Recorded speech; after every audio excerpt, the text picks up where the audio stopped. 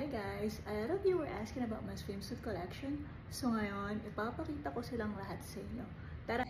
I have a bed full of swimsuit. Literal na nasa bed lahat sila. So before, nasa drawer siya. Pero I have to put dito sa bed. Kasi hindi na siya kasya. So yan. Favorite ko yung 2-piece. Tapos dito sa side na to, ito yung aking mga 1-piece. I think this one, nakita niyo na sa video, nasuot ko na siya. I have this one from Fashion Nova, which I haven't worn yet. Ito nasuot ko na. And then on this side, mostly, hindi ko pa siya nasuot. So parang, hindi ko pa nasuot yung iba dyan.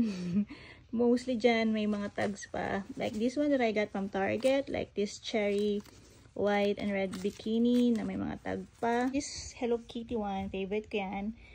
Na-watch nyo na yung video ko wearing that one. And I have one, the black one that I got from Target as well, with a white bow, cute bow.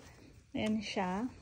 I think my video, nasuot ko to is pinned on my Facebook profile.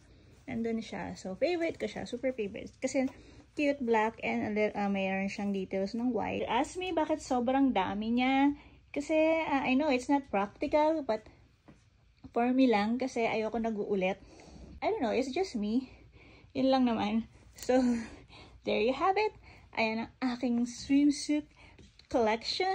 So, alam ko malalagdagan po siya kasi mayroon pa ako sa parating.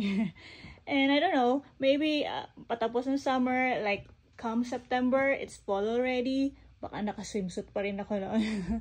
Or winter. Yeah, alright.